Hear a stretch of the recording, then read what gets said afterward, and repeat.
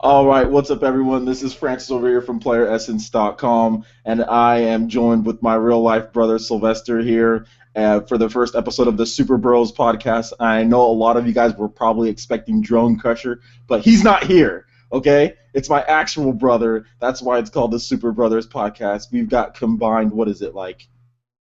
How many years of gaming experience? I've been gaming since I was 3. You've been. Sylvester's like 30 years older than me, so Sylvester's in his 60s. So we've got about 100. Not bad, Francis. We've got about 100 years of experience. No, I'm joking. No, Sylvester's been gaming since. So I mean, he has a ton of experience gaming. So trust me, he doesn't have his own thing because he's actually has like a life and he's actually busy and does things. So he doesn't have his own stuff. But he knows a lot about gaming and he has a lot of good insight. So I wanted to bring him on to kind of get him involved in what I'm doing, and I thought it'd be cool to have him on. So yeah. All right. Sounds all right. So Sylvester, you want to say what's up and anything else you want to add to that, to your intro that I gave you? Actually, that was a pretty good intro. Thanks a lot. This is gonna be fun. Okay, cool. I don't know if I had, but we'll see as we go along, right?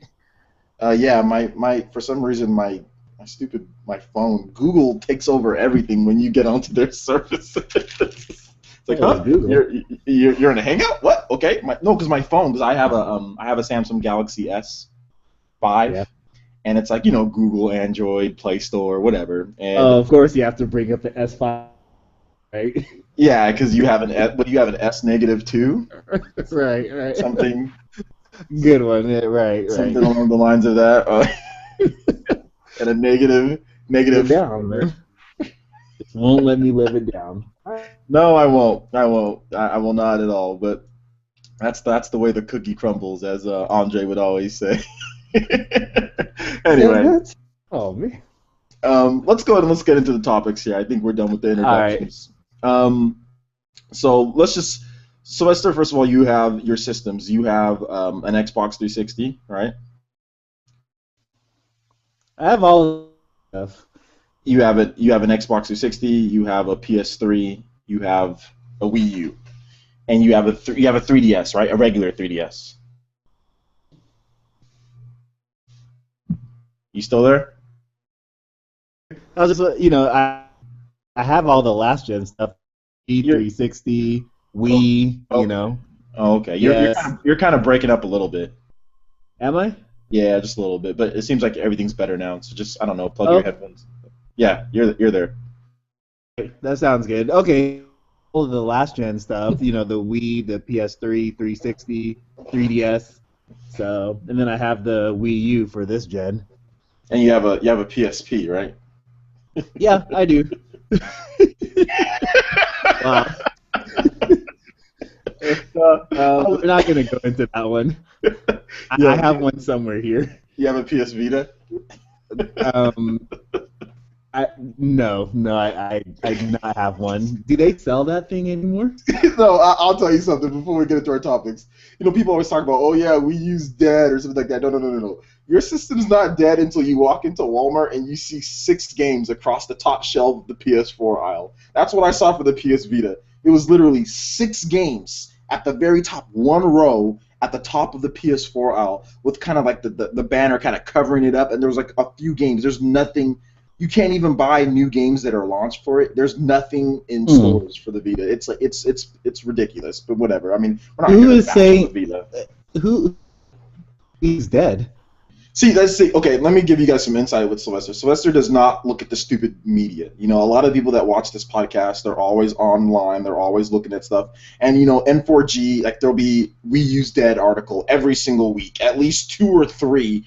We Use Dead, We Use About to be Dead, We Use Going to be Dead. And this has been happening since, like, 2013. People have saying, We Use Dead, We Use Dead, We Use Dead, We Use Dead. And they don't even really give any... Go ahead. No. I was just agreeing with you because I just remember now. Of course, you're part of the gaming media. You know all this stuff. Yeah. Go ahead. You're right though. Yeah. So I mean, it's just like whatever. But Yeah, but the Wii U is like profitable system. It actually has games coming out for it. But whatever. Let's go ahead and let's get into the topics here. And the first topic is Xenoblade I, Chronicles X, and we're gonna get into our impressions of that. So you did not see the recent live stream for it, did you? I actually missed that. Oops. I Okay.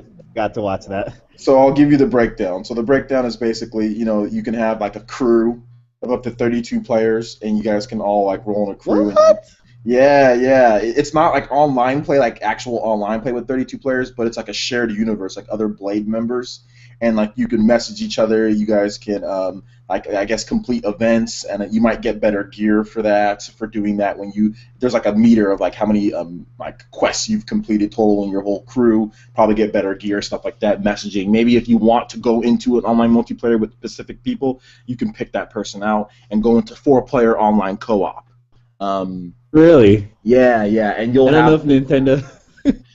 Can you really do that though? I mean, friend on a code Nintendo with. game. Yeah, it's definitely the most ambitious. I mean, I've said that in my podcast or my Player Essence Cross Nintendo today. By the way, that I had to re-upload 3 times because Sony is claiming my Player Essence Cross Nintendo videos now.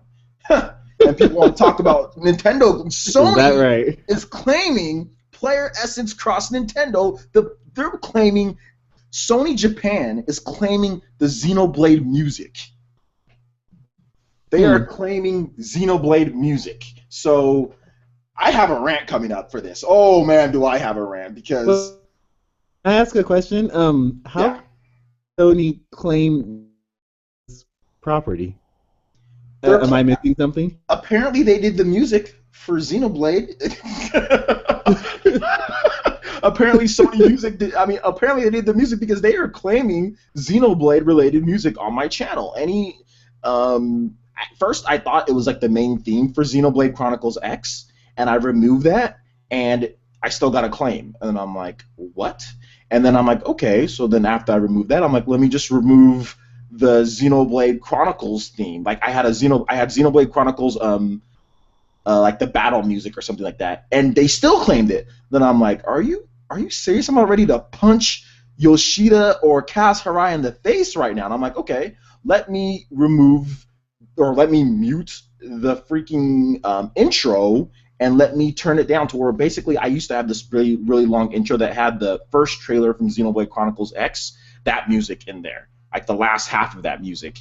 And once I muted that and I cut down the intro to like a second to where it just said Player Essence Cross Nintendo, they stopped claiming it. So Sony is claiming Xenoblade music. They're That claiming makes it. sense because either something they didn't really to make Xenoblade though, right? Well, you're kind of cutting out a little bit, Sylvester, but I think I got the gist of what you're saying. No, Sony didn't make Xenoblade. Nintendo made Xenoblade, but maybe Sony Music owns the rights to Xenoblade. I don't know, but whatever the case is, that is a rant for another day. Um, That's interesting because I mean I would never imagine that Sony would have any sort of stake in anything related to Nintendo. Um, I know that Sony, like Japan, does a lot of different music deals, and I know that Nintendo has worked with Sony Japan in as far as like music goes and stuff in the past. I'm pretty sure they have, but yeah, it's really weird. They've never claimed my Xenoblade. It just started. This is a new thing. All my other players since Cross Nintendo videos, Sony Japan hasn't claimed anything. So I don't know what's going on, if it's a glitch in the system, whatever it is, but I'm going to find out for sure what it is, and then if it doesn't stop by next week, oh, you're going to get a rant. You're going to get a rant because I want to see all the backlash and stuff from that. There will be none, though, but whatever. Right, but still. Yeah, so Xenoblade Chronicles X. Yeah, the online's looking pretty dope. What do you think about the 4-player co-op and the 32 players in a shared world? Is that something that you think you'll take advantage of? Well, to be honest, I never got real big into the whole online thing, so I'm still not quite sure how much I'm going to utilize that. I think I'm still just going to be that one player, one man sort of thing. Okay. You never know. I mean, it sounds like it sounds pretty cool. Just as far as getting people online together, and that whole Destiny type thing that everybody seems to love nowadays. But I don't know if it's for me. I think I'm just gonna enjoy the fact that Xenoblade and one-player aspect of it. Yeah. But Yeah. it's not gonna be something to where you're gonna need to quest in order to get like better gear and stuff like that. It might be. It might be. It might be to where like you get a lot better gear if you complete. I think they pretty much said that is like you'll get better gear like when you do like really hard quests with online multiplayer. And there's going to be paid DLC. It's going to be an MMO then. What's up? Xenoblade is going to be an MMO. It's not a real MMO. It's a very console-ish. It's just a normal RPG, but it's not an MMO. But it has a lot of MMO traits, like a lot of MMO traits. Like the combat in general is very MMO-ish, Like the combat definitely is MMO. Like the cooldowns, that's what a lot of those MMOs do. They do cooldowns. They do like the animations, how it looks like when you fight, kind of this not stiff, but it looks kind of just looks kind of stiff. It isn't when you play it, but it looks kind of like the auto attacking.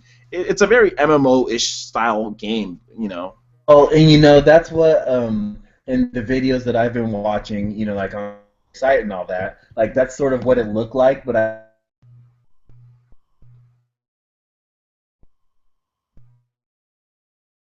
you there, Sylvester?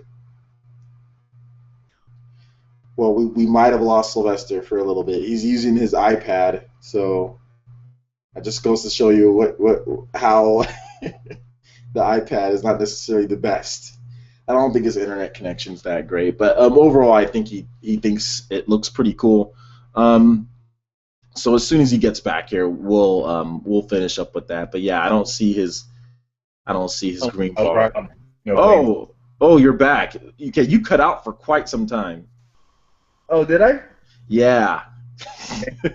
Well, what I was saying is that I'm not kind of news to me, like style type of. I thought it was just going to be like a straight RPG. I thought that's what the first Xenoblade was.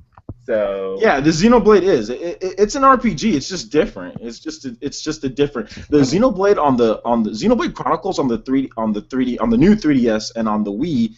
It's a straight RPG. There's no MMO elements as far as like online or anything like that in that game. It's Xenoblade Chronicles X that really took it to the next level as far as the MMO style, like the 32 players, shared world, and the co-op and stuff like that. So, well, I don't know if MMO level, but hey, more features is always a good thing, I guess. But is like I've never really been a huge fan of like the Warcraft, Starcraft, like. Destiny. Well, I'm still gonna get this game. Those are a bit different because like those don't have a story in them per se for the most part.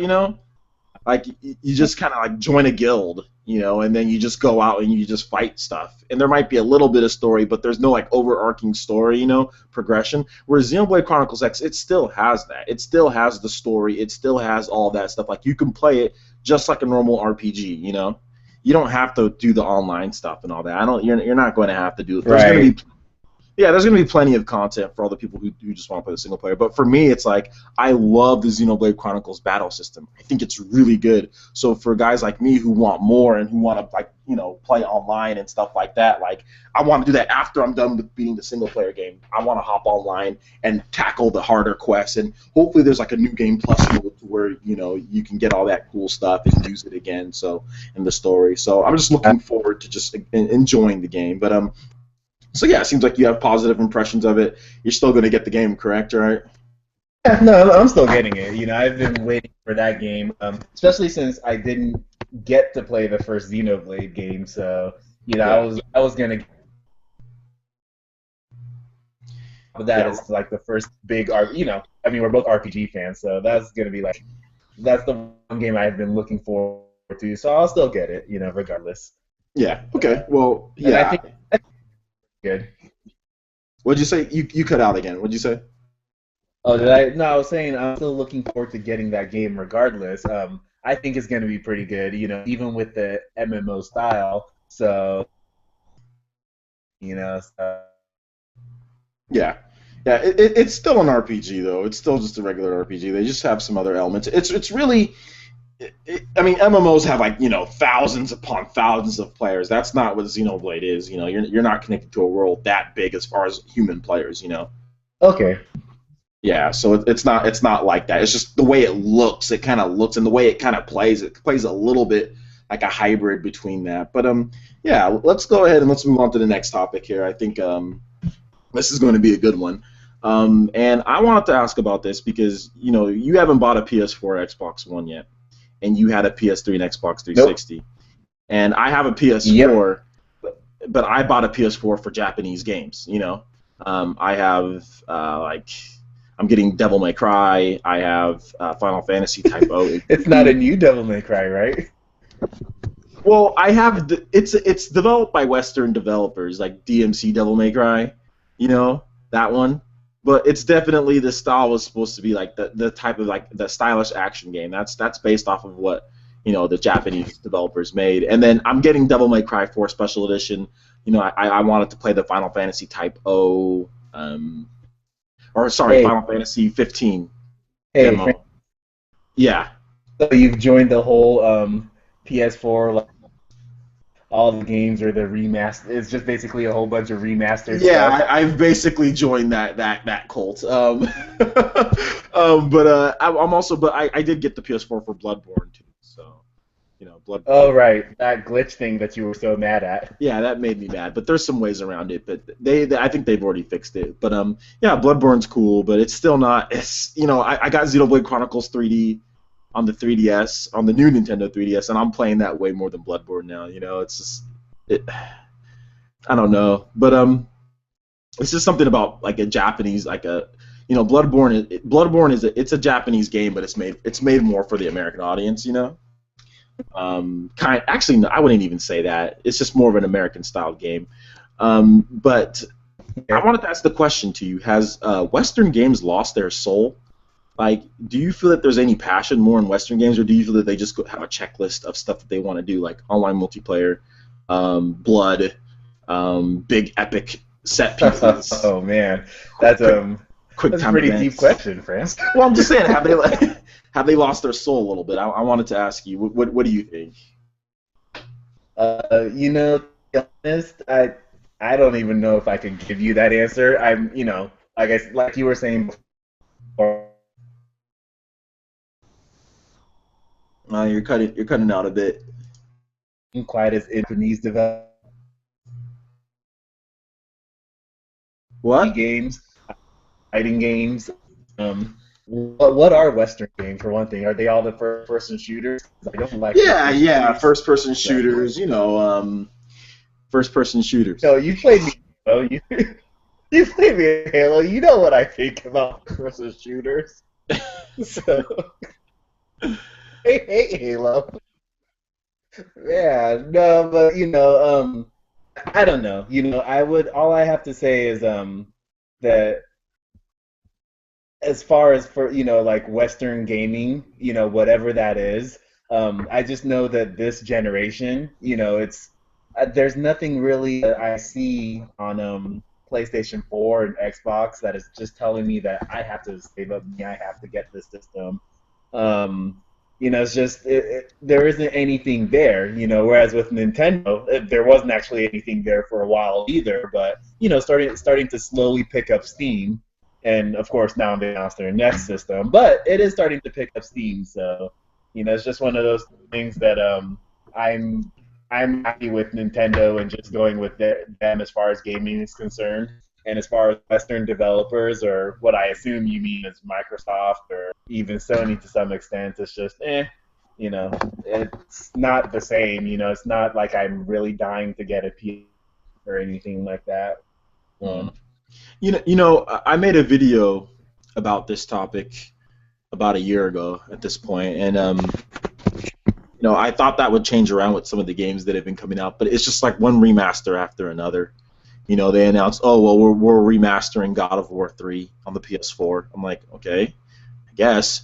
Do you get God of War Ascensions with that? No, you just get God of War 3. That's it. Do you get God of War 1 and 2? You're gonna throw those in there? No, you just get God of War 3. That's it. That's the only game you get, God of War 3. And I'm just like, wow, that's okay. You only get God of War 3. And I just find it weird. I just find it weird that these Western developers, a lot of them, like, I'm playing their games and I'm trying out their games and I'm trying their demos, and they all just feel so sameish. Like Ubisoft is a classic example of this, and I know people love Ubisoft games, but man, like, I'm so sick and tired of their games. I feel that they have no soul. I feel that all of them, you have to go to climb up to like a top of a tower, and then you have to look over something, and then open up a part of a map. Like, every game is the same. Like, all the mechanics kind of feel very similar, and I don't feel that some of these developers, they're not trying to put new things into their game. They're just trying to do the same thing, or trying to sell the most copies by having the most checklists. Like, okay, online multiplayer, okay, shoot people, okay, epic set pieces, cutscenes. Yes, we need all of that. Like, and then say, okay, here you go, and then people are just eating it up, So. Maybe, without hopefully not getting too philosophical or whatever, but maybe it's finally time where, in the beginning when the Western developers, or whatever you want to call them, when they were first doing this kind of stuff, it's okay. It's the first time we had seen it. It was innovative. But now it just sounds like what you're saying is that all of this stuff is repetitive. They're doing the same thing over and over. They're remastering.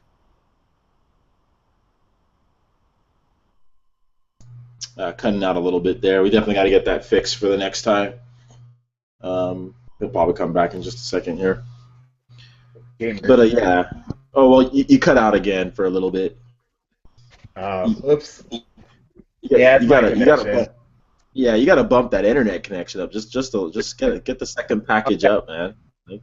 Comcast is not cutting it over here. It's just get the second package out. This man got the you got the McDonald's package. Plus, man. You got the McDonald's package. You get 1 megabyte, right. Yeah. 1 megabyte upload. You get 2 megabytes download. That always worked until now, obviously. Sometimes they just have your connection plugged into a cheeseburger. I swear, it's just like a cheese. I think it's just the number of devices that I have in here that's increased, and I think it's just cutting into all the bandwidth. Oh yeah, that's definitely what's happening. That's definitely. I mean, but you should definitely talk to your Comcast, and you should know how much. You don't want them ripping you off. That's the one thing. So you should just talk to them, see how much you're getting on the upload. But I mean, I've dealt with Comcast when I was in Fresno. I dealt with Comcast. They suck. They're horrible. They do. They're really bad. But okay. Well, I think we got your thoughts on that as far as how that goes, and yeah, I'm kind of the same way as far as we'll see with these Western games. I'm hoping some of them turn out good, but overall, like The Witcher's coming out, and I played The Witcher 1, I played The Witcher 2, and everybody's like, oh my god, these are the greatest games ever, and like I played them, and I'm like, I'm not moved, man. Like I'm not. They just, I don't know. Maybe it's just and I used to love Western games. With Xbox 360, PS3, I played all sorts of Western games, and I don't know. I mean, I think I'm just waiting for like Mass Effect. Maybe that's going to be the game that just says, yeah, I'm really satisfied with my PS4 purchase. That I thought Bloodborne was going to be that game where I'm really satisfied with my PS4 purchase, but it really hasn't become that game. And I think it's still a great game, and I'm still glad I bought the PS4 for it. But I think Mass Effect will be that game that finally says, okay, this validates my PS4 purchase. But we'll see. We'll definitely see. So we're going to move on to the next topic here on the fourth one. Mewtwo DLC and a character voting ballot. So are you excited for Mewtwo, Sylvester?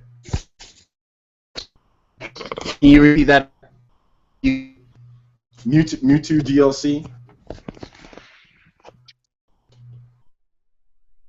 Are you there? Oh man, this connection is like, it's bad. Yeah, well, we'll try to see. Hello? Can you hear me? Okay. Yeah, we'll try to see if we can get. Yeah, now you hear me in clear. Okay. Mewtwo DLC. Yep. And the character voting ballot. Like, are you excited for Mewtwo? Am I excited? Oh man, like I cannot wait for Mewtwo to come in, to come into the battle. So Mewtwo's going to be one of my mains. I'm already calling that now. You're And maining Mewtwo? You never or- used Mewtwo. yes, I did. You used Mewtwo on Yeah, I Melee? I did, Were you the original Mewtwo King? Are you trying to tell me that Jason is not Mewtwo King? Are you trying to tell me that you're the real Mewtwo King? Oh no. I was terrible at Mewtwo, but that doesn't stop me from liking the character. So Okay. You No, just like but- him because he's a Pokemon, because he's a really cool looking Pokemon. That's the reason why you like him. no, I mean I did use Mewtwo in Melee though. Oh, okay. I didn't know you used Use Mewtwo. him, like that was when I was starting with Brawl. I wasn't as good, so. Well, okay. Mewtwo's one of my favorites. You said Brawl, so I mean you meant Melee, right? I did mean Melee. Oh, okay. Because Brawl Mewtwo wasn't in Brawl. I'm aware. Of my So- bad. What about Lucario? Are you a Lucario fan? Not at all. Oh, okay. You know, I tried I know, to even though they kind of same, right? Kinda, but Well, not really. they replaced Mewtwo with Lucario. That was supposed to be the replacement, you know. That was pretty terrible. Really? I was not happy with that at all, actually. Lucario's really good in Super Smash Bros. 4. At least I like him.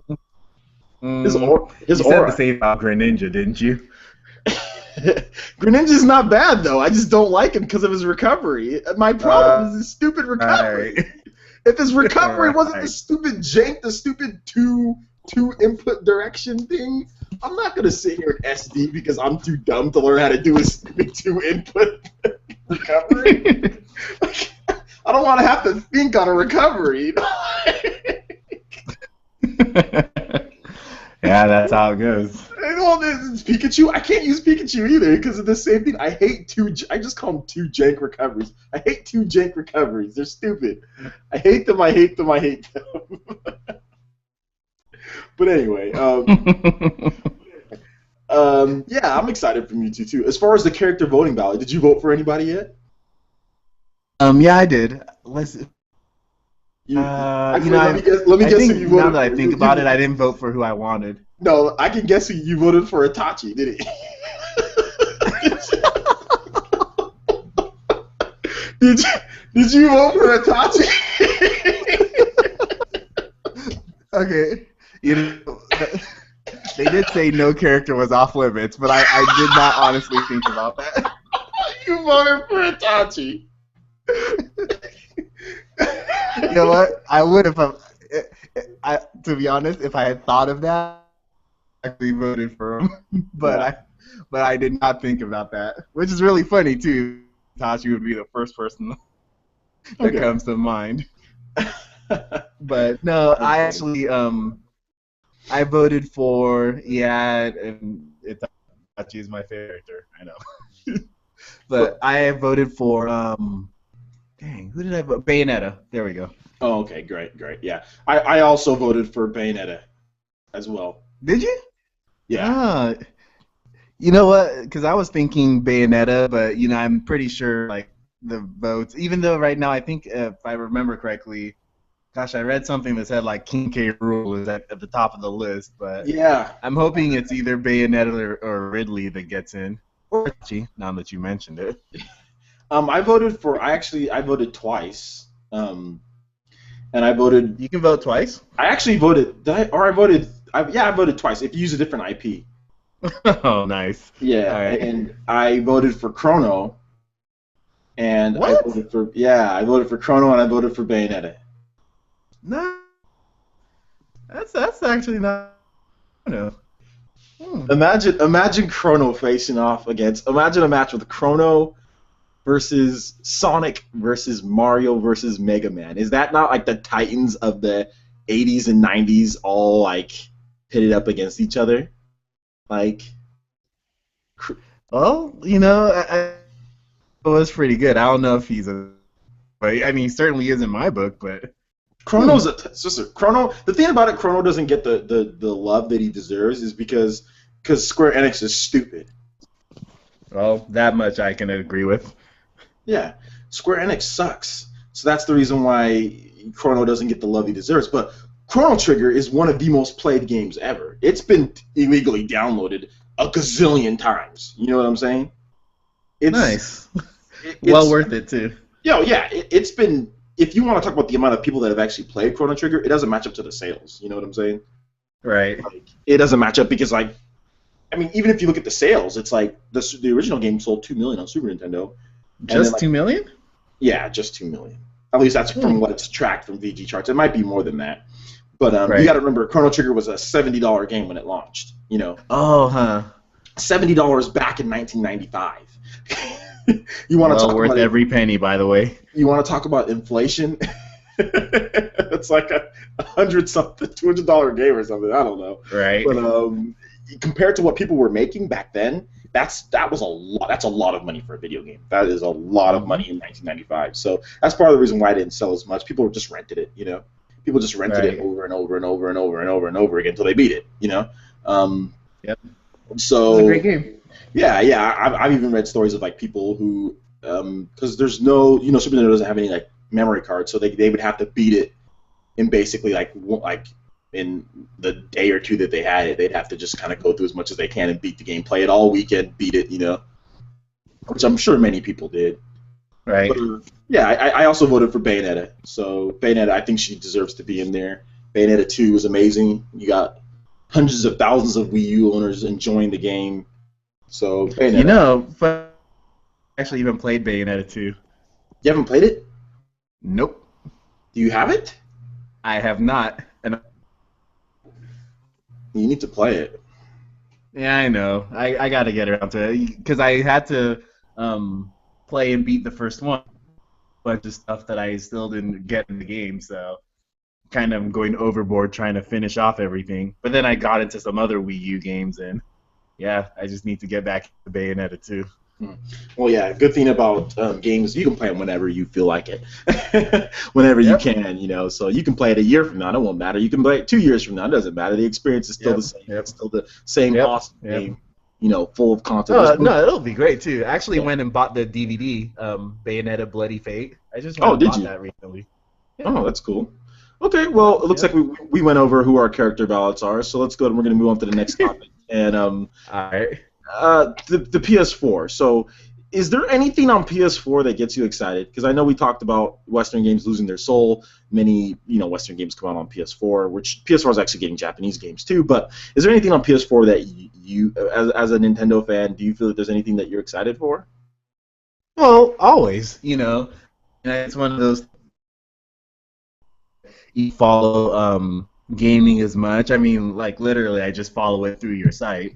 But there's always stuff that comes out on the other systems that you wish Nintendo had, and you wonder why isn't it on Nintendo system. I mean, for one thing, I'm just like a Kingdom Hearts fan. And I got to play it on the PlayStation. Is it coming to the Wii U? That's one thing I want to know. Where's and then just of course, Square Enix, all of those really good G games, are they coming to the Wii U? But for the most part, Kingdom Hearts is what I want. I know Kingdom Hearts 3 is it's still in production. I haven't heard anything about it in a while. Kind of looking forward to that game. That's one game that I really want. Okay. So you have a couple of games there. Now, I'm actually looking forward to Batman. I want to see how Batman is because I was a big fan of Batman Arkham City on the Xbox. Yeah, same here. Yeah, same here. You like those games, don't you? The Arkham Asylum and Arkham City. Yeah, it's not bad. I did like them. Yeah, they're pretty good. I like the combat in those games. So I'm looking forward to seeing what they do in this next one. I'm going to get it. I'm going to skip The Witcher 3. I thought about Witcher 3, but I'm like, I just don't like the combat system in Witcher 3. I don't like it. I think it's slow. I think it's I don't even know what The Witcher is. Good. That's okay. You can just leave it that way. Okay. Works for me. It's one of those things, too, where I think I'm a fan, like whatever system I have, then I can sort of kind of keep my eye out, ears open for the get there. But this generation, I only have the Wii U, so I've really fallen off as far as stuff that's coming out. The only reason I know about Kingdom Hearts 3 is now so damn long ago, but it's just one of those things where it's like, I don't really know what Microsoft and Sony are coming out with, so in my mind it's just like, oh, then they have Final Fantasy. It's like, oh, okay, other than that, Yeah. Okay, yeah, Final Fantasy definitely is on my list, but for the fall, I don't know what. I'm just gonna be playing a lot. I know I'm gonna be playing a lot of Nintendo games. I mean, they just announced like Project Cross Zone 2 for the Nintendo 3DS coming out this fall. Oh yeah, I saw that. Yeah, so I mean that's really cool. Hopefully, Bravely Default or Bravely Second gets launched this fall. So yeah, between the 3DS and the Wii U, that's where I spend most of my time, like in Smash Bros. So for me on PS4, really, I'm looking forward to Batman, and that's about it, because we don't know when Kingdom Hearts or Final Fantasy is coming out. Maybe Final Fantasy 15 launches this fall. If it does, I'll get it. So really, I have two games. I have Final Fantasy and I have Batman that I'm really looking forward to. So yeah, it seems like there's some games on there that we're both looking forward to, or some games that get us excited. So we're going to get into the second to last topic here. Hideo Kojima. He has left, or he's leaving. What? He's leaving Konami after Metal Gear Solid 5. Yeah. So that's. Huh. There's obviously a power. There's a power struggle. There's basically reports of there's a power struggle, and you know what I think it is. Let me tell you the reason why I think Kojima is leaving. Konami always gives Kojima so much time. They give him an infinite amount of resources. They give him years and years and years to make games, and I think Konami's sick of that crap. I honestly think Konami's sick of it. That's all they've got. Konami, all they've got is freaking Metal Gear and like Pro Evolution Soccer. That's all these fools got. They've got no stake in the handheld business because they're stupid, and they refuse to make they refuse to make a really good Metal Gear game for the Nintendo 3DS, not a port, but a really good Metal Gear game that Japanese users can get excited for and then they can make some money off of. That's fine. You don't want to make a Metal Gear game for the 3DS, a new one? That's fine. Don't make one. So they have no stake in the handheld. They are not doing nothing for Vita, and all they have is Metal Gear. And the thing about it is it takes so long for Metal Gear to come out, 5 to 6 year development cycles, and Konami is just giving them all this money, and Konami's like, dude, we're sick of this crap.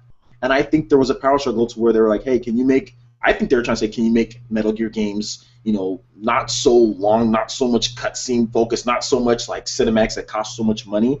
And I think Kojima was like, no, I'm going to make Metal Gear games the way that I want to make Metal Gear games. This is my creation. And I think they just had odds at how long it takes to make Metal Gear games. And, because the investment to make these Metal Gear games is so big. And with the PS4 and Xbox One, and it's on PS3 and Xbox 360, I think, yeah, you're gonna make your money back and more. But it takes way too long. The investors don't like that. So I think there was a power struggle on how long it takes to make these games. And Kojima's like, no, this is my baby. This is Metal Gear's my creation. I take as long as I want, So yeah, because they've actually started erasing Konami or Kojima Productions. They started erasing his name from all the stuff, on like the website and all that. His studio has limited connection, like to access to corporate emails and stuff like that. It's pretty much a done deal, that's kind of all interesting to hear. That's actually something that he's leaving, but it sounds to me sort of like Kenji Inafune, the Mega Man person. Yeah. Like maybe it's just a matter of, does maybe Kojima want to do something else? But because to me, the way that you made it sound sort of seems like, okay, they want to make games faster, which from a corporate standpoint, but corporations also just milk what they've got until they bleed it, until they milk it dry. I don't know if, maybe Kojima just wants to do something new now. I mean, granted, they have other stuff like Castlevania, but they really only have... Wait a minute. Did you just say Konami has Castlevania? Are you sure?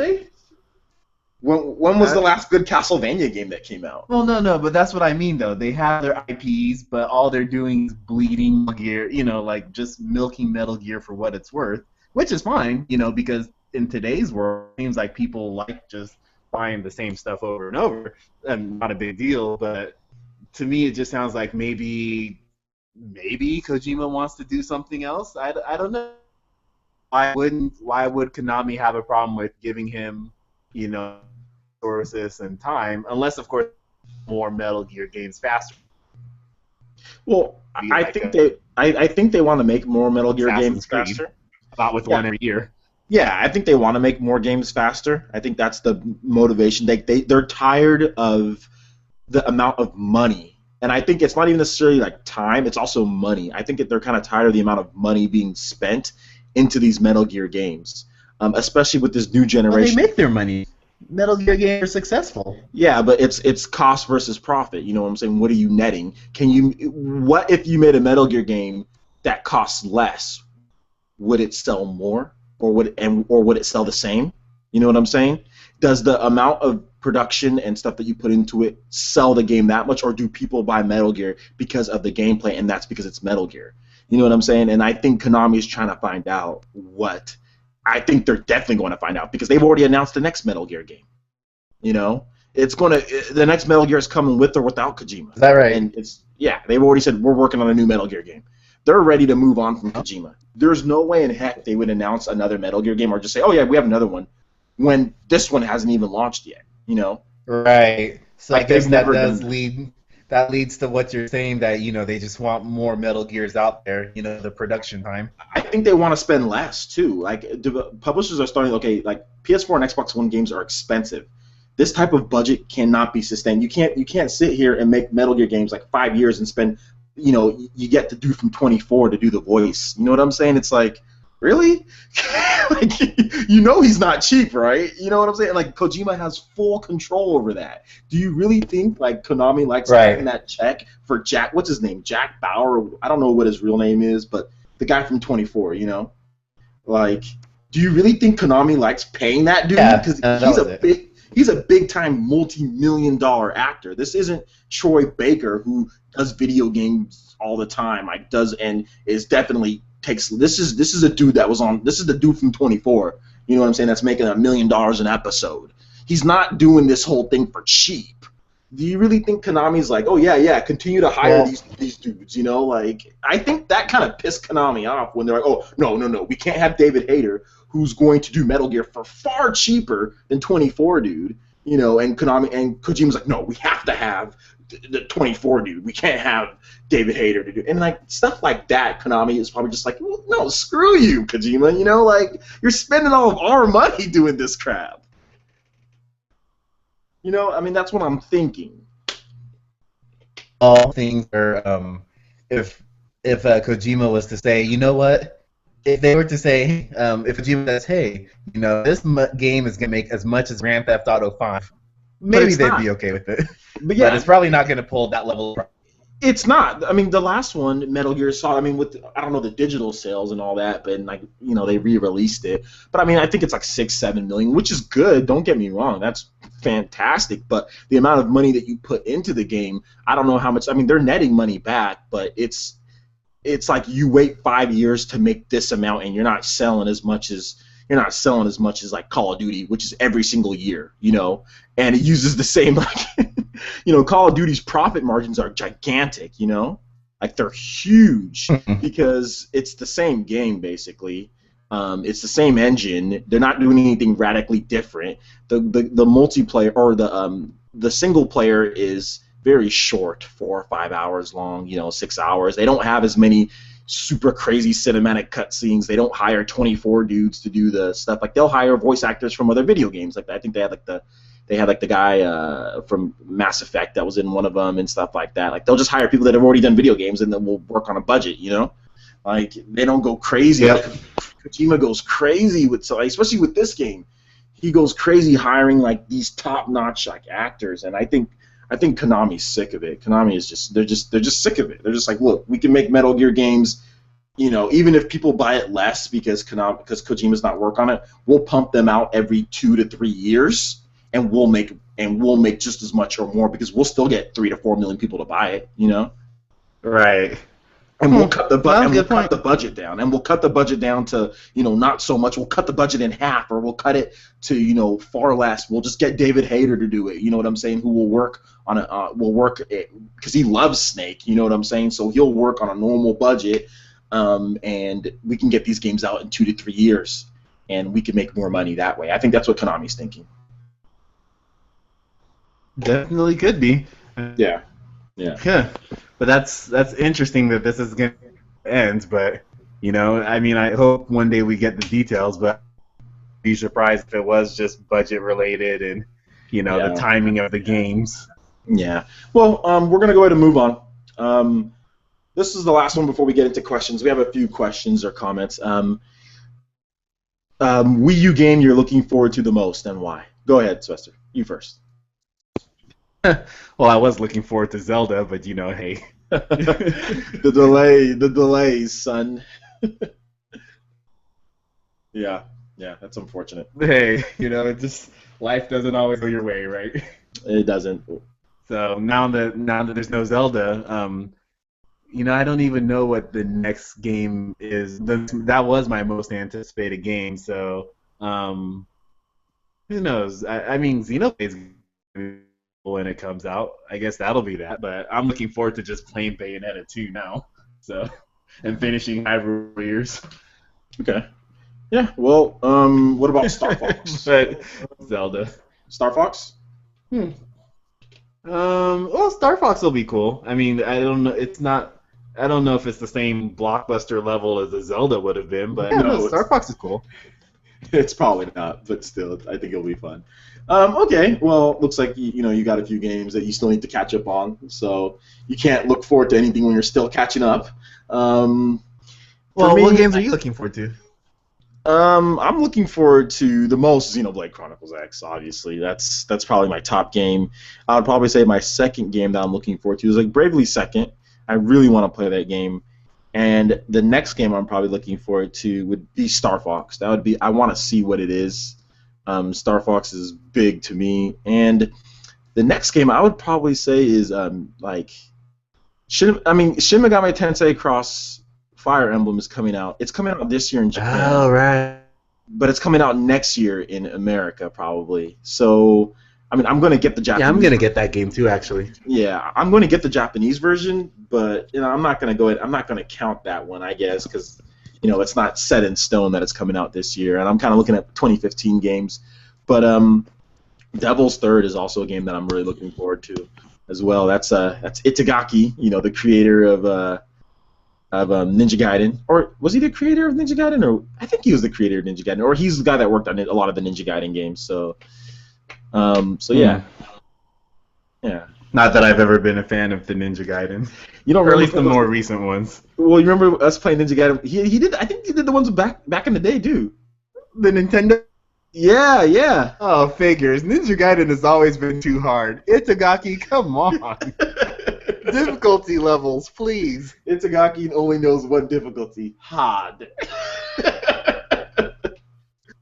I remember in the Xbox magazine, like when people complained about Ninja Gaiden being too hard, he's like, "Get better at the game." He has like his sunglasses on. I was just like, he was like, interviews are just like, "Get better at the game, you suck." I was just like, oh.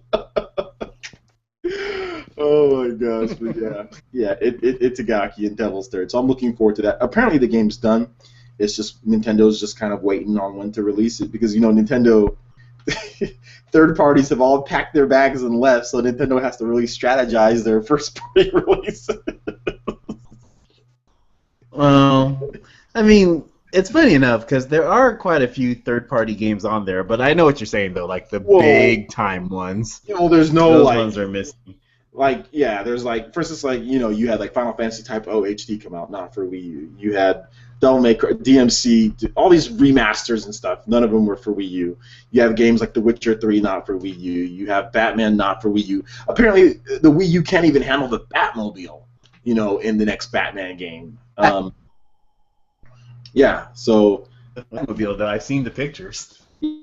Yeah, the developers in their attempt to try to make an excuse for for the Wii U not getting Batman, not getting the next Batman game, even though the Wii U got Batman Arkham Origins and it got Batman Arkham Asylum or Arkham City, but I think they renamed it Armored Edition, like Batman Arkham City Armored Edition. It got that game. It got it got Origins.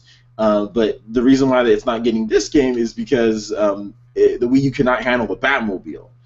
That's what they said, and I just find it's just the most hilarious answer. the bat. Wait a minute, Well, it can't handle the Batmobile? Like, get out of here, dude. You guys the Wii U, the third-party games, they feel that they don't sell enough, and they don't want to have to take the time to optimize and code the game for the Wii U. That's really, right. I mean, because it runs on I think a heavily modded Unreal Engine 3. It runs on Unreal Engine 3. Unreal Engine 3 is supported on Wii U, so I mean, it's one of those things. In ways, because last generation the systems, but in this generation, it's just it is what it is. If a system get a game, then whatever. Because between the three Wii U, there's just, and then like I already just mentioned, all the games that I have that I still haven't really got to. Not really like pressed to want me to play any particular game. I've got a lot of games that I'm good. Whatever doesn't comes. Whatever doesn't. yeah. So Yeah, well, I mean, it's all good as far as I'm concerned. I have a PS4, so it's like, I'll play it if I feel like playing the game. I'll get it. I will say though that not having a PS4, like I am gonna miss all the fighting games. Yeah, that's true. I mean, Tekken 7, and Street Fighter. That might be a reason to get a PS4 right there for Tekken 7 and Street Fighter. Well, I've kind of been over Tekken for a little while now. Oh, okay. Well, Street Fighter, yeah, but you have to wait until their hyper edition is done. I mean, and you thought about getting a PC. You thought about getting a PC too. I mean, you can just get your PC and you can just play it on there. Yeah, that's true. Yeah, if you get, I mean, it's not going to be a super demanding game. It's not going to be a super demanding game. It's going to be, you'll be able to play it on with a halfway decent rig. Anyway, okay. Well, that's that. We're going to go on to some user questions before we wrap this one up for the night. We have RJDK24, or actually says, PS Vita is not dead. It actually has 50 games in development. Do you think any of them will be good, though? I don't know what 50 games you're talking about. I've heard this before where people say that it has games in development, and I mean, I guess if you mean like indie games or if you mean like smaller title games, then yeah, I mean, like all the systems get these games, but like what the Vita needs and what I'm talking about as far as being dead is that Sony won't report on the sales numbers. They're hiding the sales numbers from their own investors. Sony is not making any new games for the system. Like, what games are they making? They're not making any games for the system. Right, and I'll say, of course, a little bit of what we're saying is exaggerated at times too, but but for the most part, though, you don't hear much stuff that's coming out for it, so I don't know. I just think, because I have a couple of friends that have the Vita too, and all they have is Ultimate Marvel vs. Capcom 3. I mean, that came out forever ago. That came out so long ago, and that's what I always hear when people say, "Oh, well, the Vita has games. I'm playing Persona 4 Gold," and I'm like, dude, okay, Persona 4 it's a PS2 game, and that came out years ago. And where's God of War? There's no God of War game on the PS Vita. It's one of those things. They probably have, like any other system, they have games, but it's kind of like the Wii U. It has third parties, but not really the block. Well, the thing about it though is that I wouldn't be saying the PS Vita is dead if Sony was supporting it. Let me just say this right now. If the PS Vita got 6 to 9 or 10 first-party games like the Wii U gets, nobody would be saying the PS Vita is dead. Nobody. Even with the sales numbers. People would be like, Sony's making games for it. Here it is. But with Nintendo, it's like, oh, the Wii U's dead, even though Nintendo is supporting it like crazy. You know what I'm saying? Like, or they're doing their best to support it, and it's getting exclusive games and stuff like that. Like Sony isn't supporting their system, and I know there's games coming out. Nintendo's gonna support it till 2007. I'm just saying, like, and I'm not even factoring in sales. You know what I'm saying? Like, a lot of people like to factor in sales. I don't factor in sales because, for all we know, the PS Vita is probably a little profitable machine. I don't know how much money Sony's putting into it, but like, you know, I'm not even factoring. I'm just factoring in the fact that Sony's not making games for it. Like, they're done. Like, and even when they asked, who was it? Shuhei Yoshida, like, hey, well, what's coming out for the PS Vita in 2015? Like, from Sony. He's like, oh, well, you know, you can play remote play with the PS4. That's what he said. He's like, well, wait a minute. To get the most out of your PS Vita, you got to have a PS4? They've started advertising it as a controller for the PS4, as, oh, well, play your PS4 games on your PS Vita with inferior controls and graphics and always at 30 frames per second. It's ridiculous, you know? Like, well, you know, the console is what it is to the people that have it. So I would think, you know, for those that have it, they probably really, because I've seen, you know, I've gotten, of course, to play some of the games on really good. You know, it does. So if you have your, you know, your little games that you really enjoy, the PS Vita was a success to you, you know. So, but yeah, when you say dead, you're talking about are they giving it future games and all that stuff to make sure that it keeps going. And I certainly haven't heard anything of, you know, as far as like what's going on with the PS Vita. In fact, I haven't heard anything of Vita until you brought it up today. So, yeah, I mean, that's what I'm saying. Like, that's the only reason why. Do I think any of them will be good? Well, I need to know what they are first, you know. Well, so, yeah, it is what it is. So, yeah, you know, it is. I mean, when I start seeing, let's see God of War. Let's see Gran Turismo. Let's see another Uncharted. Let's see another Ratchet and Clank. Let's see a Jak and Daxter. Let's see Gravity Rush. I mean, and here's probably the biggest sign of it being somewhat dead. Sony, okay, Gravity Rush is exclusive PS Vita game, one of the highest selling and best rated PS Vita games on, you know, for the system that Sony made. Gravity Rush 2 is coming to the PS4. It might skip the PS Vita. Well, you're making a sequel to your best. If developers, if developers and all that were really good at decision making, you wouldn't have so many going bankrupt left and right all the time. Well, so. I mean, I also think that's a decision they made because they thought that the PS Vita it's not going to make them any money, so they decided to put it on PS4. So I mean, that's the thing. Like, and also the memory card prices are just ridiculous. The memory card prices are ridiculous. Oh, right. PS Vita. Like that was probably the worst decision. That was the worst decision, was to make proprietary memory, because memory cards are way too expensive. But whatever. Okay, we got the next comment here. PS Vita is a niche system, and Sony made the mistake of trying to pitch it to the mass market. Yeah, you're right about that. That's from Lou. I don't know how do you say that? Lupicio? Lupicio. I think it's Lupicio. I am probably saying it wrong. I'm sorry if I said it wrong. Yeah, you're definitely right about that. I will say the Vita is, you know, I don't even really know what to make of it, because like we were just saying, I haven't heard much from it in so long. You know, it might as well have been dead in my own from my own perspective. So it is what it is. Yeah. Okay. So because graphics system, it looks good. Mm-hmm. Yeah.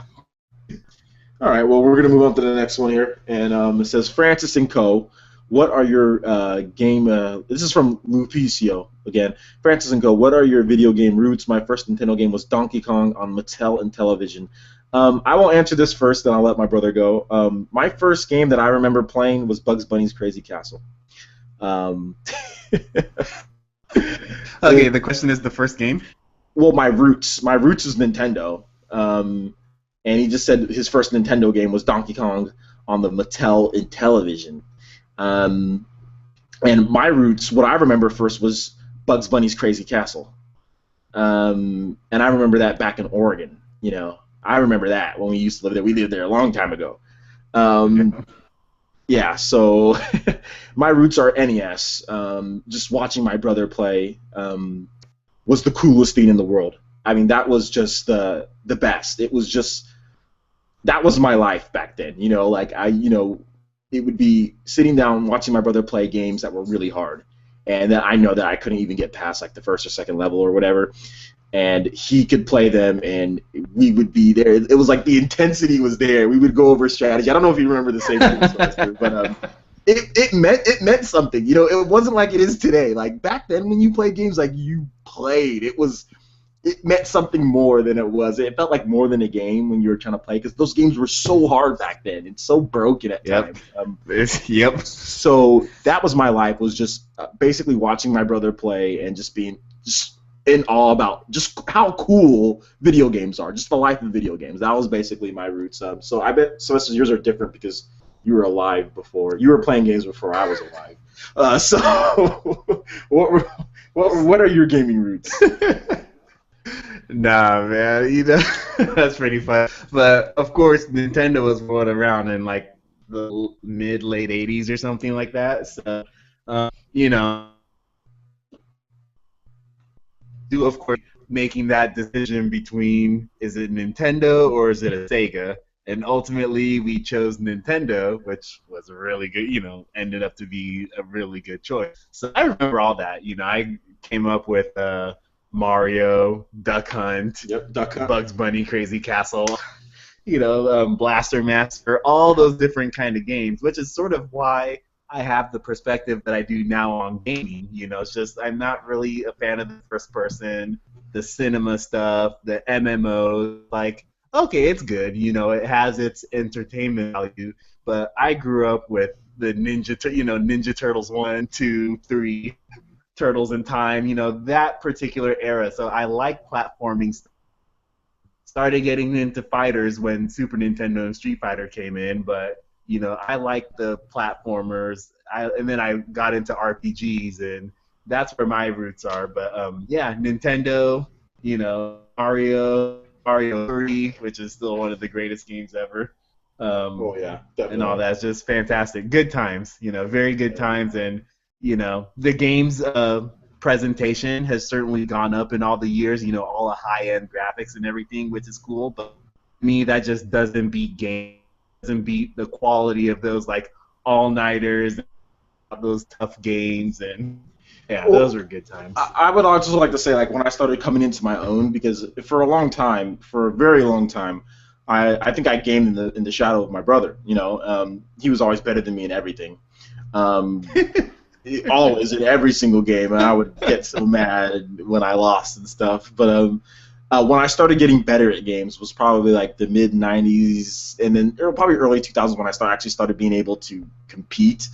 But I remember like Chrono Trigger was like that was the game that I was like, okay, yeah, like I watched my brother play, and I'm like, okay, I'm ready to play this. I think, and I was like, I'm gonna play this game. And when I played it and I beat it, I felt good. So like, Chrono Trigger was one of the first games that I really, like, I was like, Super Nintendo was my system. Like I think I can speak for both of us. The Super Nintendo is our favorite system for both of us.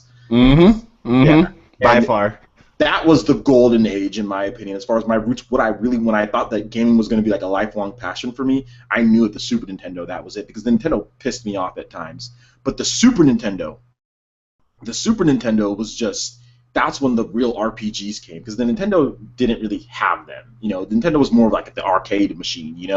It just had like those. It kind of had like the quick pick up and pop games. One sitting. But when Super Nintendo came into the picture, I mean, that's outside of Zelda. Zelda on the NES, you have the battery, so you can save that. Right. But Super Nintendo was when you could actually start saving all the games, when it was long, big, huge experiences like Secret of Mana and Chrono Trigger and what's the Secret of Evermore? I remember watching you play that game. Oh my gosh, I watched you play that whole game from start to finish. That was the best time. Weekends, remember Secret of Mana weekends? Or no, Secret of Evermore. That was stuff. Do you remember that at all or no? Yeah, no, I do. I remember the dog would transform. There's so many good games back then. The dog would transform depending on which planet you went to. Like the next planet you'd go to, your dog would transform. Ah, that's a good. Yeah, those are like the good Oh old man, days. Evermore. Yeah. We just feel old now. I know, right? Now No, we just feel old. it's a good thing though. It's just one of those Yeah. times like we were saying earlier too. It's just like that's the golden age. It's like if Super. I think we talked about this a little while ago too. If Nintendo's next system was ever to be like Super Nintendo, where they focused on that type of stuff, oh man. Yeah, and I think this is going to be another topic. We're going to wrap this up before 9 o'clock because I know my brother, he has to go, and I have to go too. But if Nintendo, this next system, the NX, it needs to be the Super Nintendo too. Like I've said that a million times. Well, no, I haven't. I've said it off air a million times. It's the first time I've actually said it on air. But this needs to be Super Nintendo too. Like, if you sell 40 million, that's what you sell, man. Like. Enough of this, we need to sell 500 million systems. Enough of this compete with PS4 or Xbox One. Enough of this just, make a system. It's powerful. It's good. It doesn't have to be the most powerful system. The Super Nintendo was one of the most powerful, but I think the Neo Geo was more powerful than it, Right, and look how good. Yeah, I mean, it doesn't need to be the most, but it needs to be super powerful. It needs to be RPGs. It needs to be gamers games. Enough of this I'm so sick of this mini game stuff. Like I'm really tired of this mini game stuff. Like I'm tired of like all the platformers. Like there's nothing wrong with platformers. Super Nintendo had a lot of them, but we need the RPGs. We need like the action games. We need that stuff, and that's why I thought the Wii U was going to do that. I thought they were going to bring back like Golden Sun. I thought they were going to make more RPGs to take advantage of like more big action games to take advantage of the tablet controller. I didn't think they were going to make so many platformers. And mini. Well, it's one of those things where you need to build your console around your IPs, and you need to build a console around what direction that. And it's one of those things. Like I think you telling me, Wii U was so reliant upon third parties, so it's kind of like that's what you get. You should build a system around what you have. Exactly. And you want to go in. And my issue with the Wii U, it's like, okay, you're going to build a system, and we talked about this off air. You're going to build a system, okay, when you build the Wii U. So what games suits the Wii U the best? New Super Mario Bros., Game & Wario, even Pikmin 3. Those games necessarily aren't suited for the Wii U the best. Those games are suited for the Wii the best. You know what I'm saying? Like, those games were Wii games. Those are games that really worked well on Wii. For the Wii U, there should have been games that work well for Wii U. Like, people are really excited for Xenoblade Chronicles X for a reason, because it's a huge, expansive game that's going to use the gamepad. You're going to want to use the gamepad, one, for keyboard when you're talking to your friends, with the messaging, so you can just have that keyboard that pops up right there on your Wii U gamepad, but also because it's an expansive game where you want to be able to have the map and display the information and have that secondary stuff. Like Wind Waker HD was amazing with the gamepad. For me, Wind Waker HD is the best use of Nintendo's first-party IP, of the gamepad. It's Wind Waker HD by far. New Super Mario Bros. That's not for the Wii U. And I understand why they made New Super Mario Bros. I understand why they made Donkey Kong. I understand why they made these platformers that they've been doing. I understand why they made Super Mario 3D World. I get it, but they're bread and butter. Yeah. But at the same time, you've got to make a system. Like, if you're going to make a tablet controller, you can't make platformers and tell people, okay, come buy this for platformers. Like, hey, we got a new system. You want to buy platformers? No. Then why do you have a tablet controller then?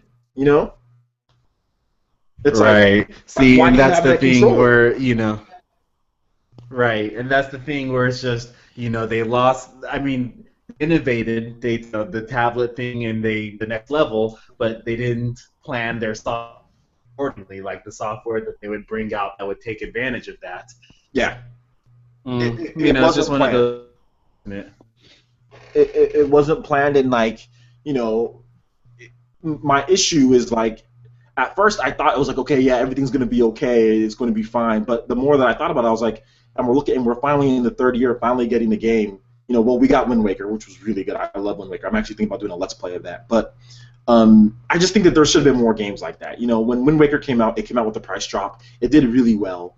People are really excited. People are like, yeah, this is a great game that uses the gamepad. And even like with Wonderful 101, that game does not. You can use the gamepad and it works with the gamepad, but it's tough with an action game to take your hand off. And the Wii U gamepad like holding it with one hand is sometimes kind of wonky, you know. Right. And like playing an action game with that huge gamepad, like I switched to the Pro Controller, and the Pro Controller works fine with that game, you know. Right. I still think the gamepad is very good for it. I think it's unique and innovative, but the Pro Controller works fine with that game. It's an action game, and it works great with it. And like, you know, Bayonetta 2, you don't need the gamepad for that. Okay. That's, you know, Hyrule Warriors. I mean, you can use the gamepad for Hyrule Warriors, but it's not necessarily needed, you know. Unless you're using the co-op, you know. Right. I was gonna say the co-op is like a big reason to have it because I know I play. I play that. It could have been sold as an add-on then, maybe, because remember when the Wii U first launched, it had two SKUs. It had the $299 SKU and it had the $350 SKU.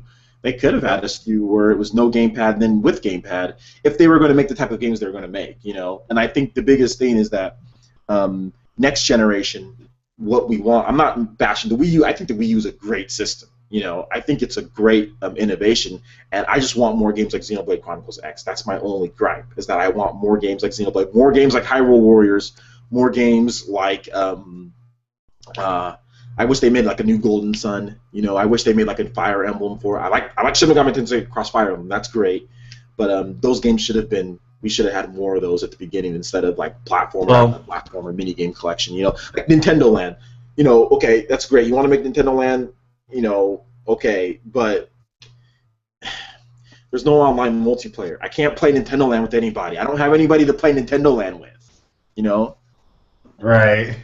Yeah, no, and that's the thing too. It's just, you know, and I hope that they've learned this Wii U generation as well. It's like, don't just custom, you know, come out with have the stuff that your games rely on other companies, you know, really plan out what you're going to do this time around.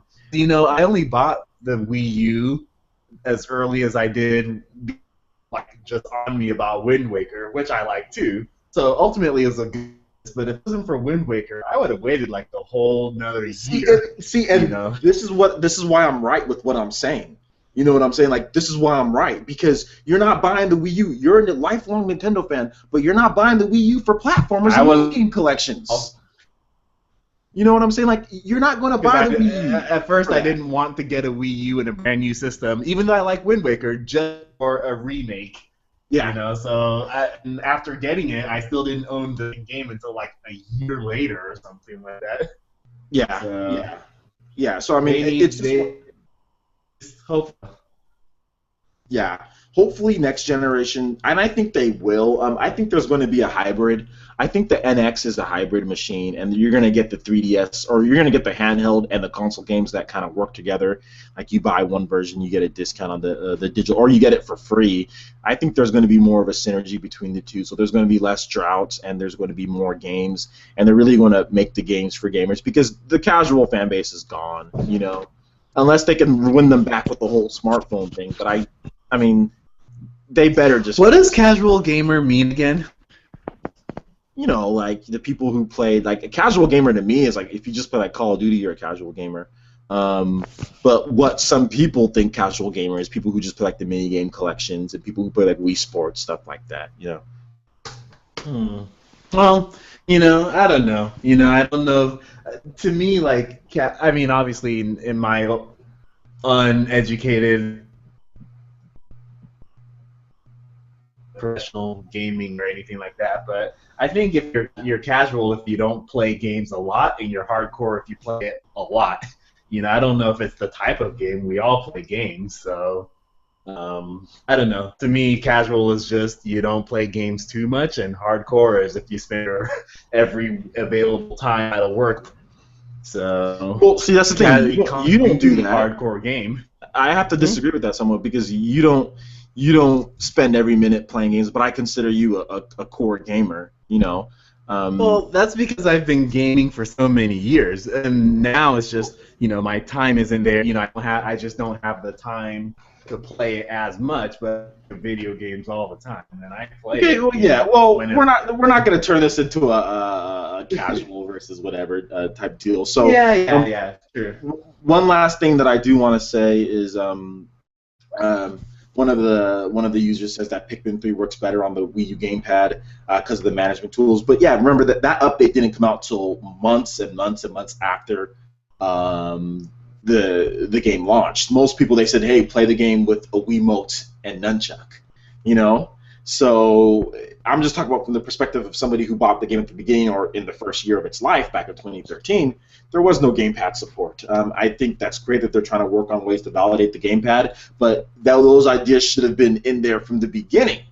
It should have been gamepad. Well, I was going to say, that's an afterthought at this point. Yeah, like, it should have been in there from the beginning. That's great that it uses it at this point, but it should have been in there from the beginning. Don't tell people, you know. Well, hey, and then, you know, also, too, if they just put it in afterward, it means it wasn't critical to its gameplay to begin with. So exactly. Even adding it, it's like, oh, okay, that's nice, but it's still not integral to the game. Exactly, and I think personally, to me, I mean that's great that if you want to use the gamepad, but with the Wii remote, you can point to where you want to throw the Pikmin, and you can aim exactly where you want to throw them. So it works very well with that. And really, the gamepad, I mean, it's cool, but next generation Nintendo just needs to. I just think Nintendo just bring over the Pro controller. You don't even got to make a new controller, man. Just let people use Pro controllers. Let people use Wii U gamepads. Save money there. Let people use classic controllers, pros, and just say, hey, here you go. Here's a system. It's powerful. Might not be the most powerful, but it's powerful enough. Here's RPGs. Here's action games. We'll put our minigame crap on the smartphones, and tablets, and let's leave. Go back to the Super Nintendo days. I want Super Nintendo 2. That's what I want. I want Super Nintendo 2. Well, I can't really disagree. I want the Super Nintendo 2, and I want it now. Like I want Nintendo to say, "Hey, Square Enix, exclusive Chrono Trigger on our system. Let's do it.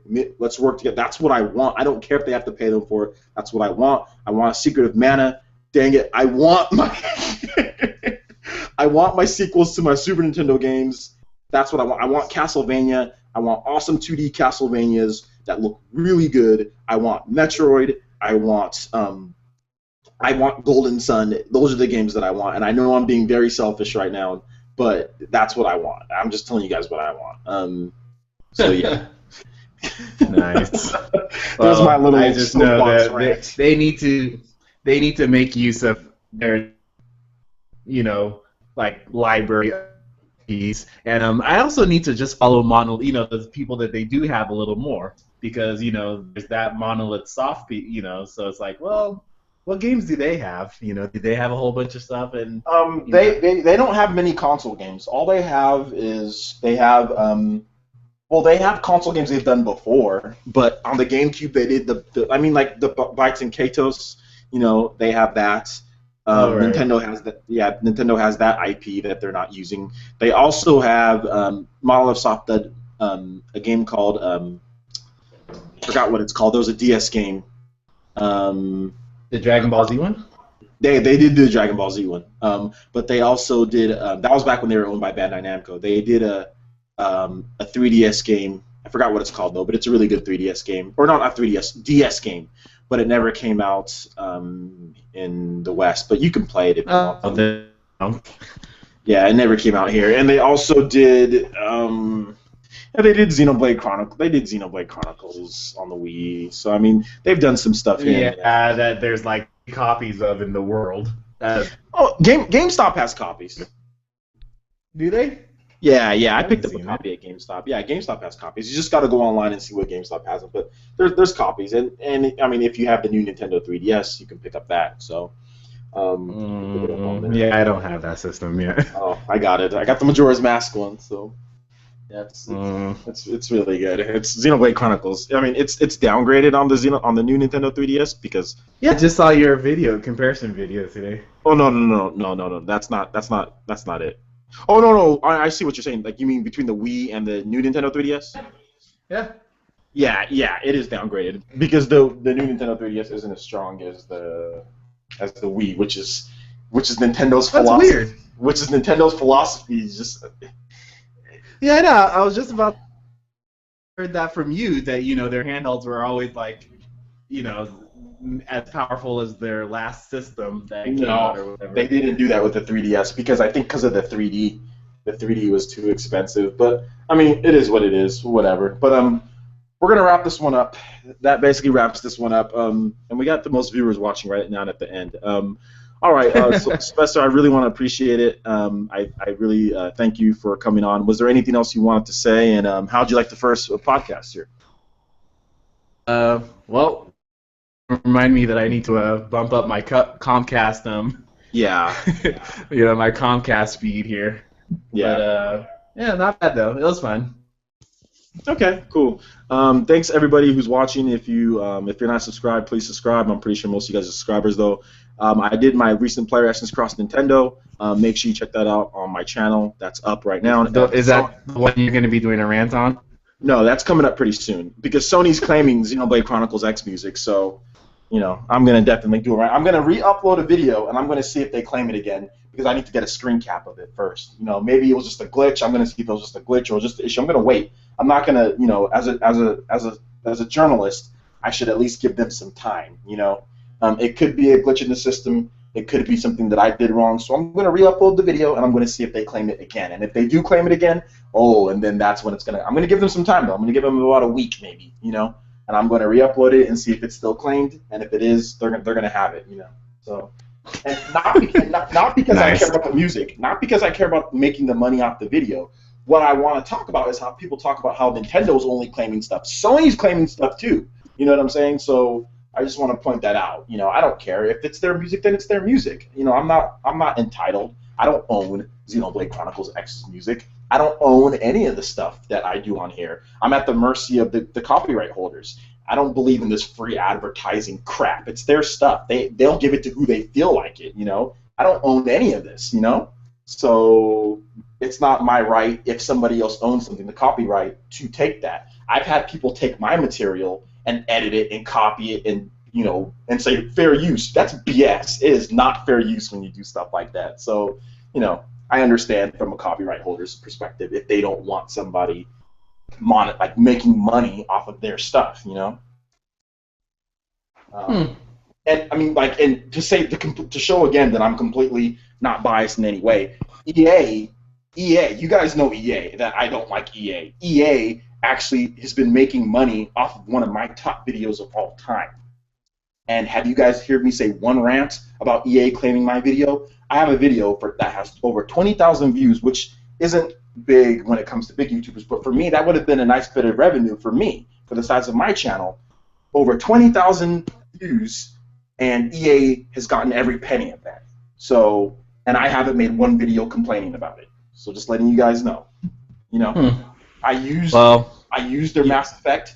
I gave Mass Effect 2 the greatest game of all time, or not greatest game of all time. I gave it greatest game of last generation, and as my number one, and I used their trailer, and they claimed it, and they claimed the whole video. And I didn't make one peep about it. It's their trailer, right? I mean, even though it was 10 games, I had 1 minute on Mass Effect. They claimed the whole thing. Whatever, Oh, I don't like hearing that, but it is what it is. It is exactly. It is what it is. I mean, I don't want people to think, oh, well, you're not the one making money, like some of these other guys that have been complaining. Well, yeah, you know what? I've had money taken away from me too.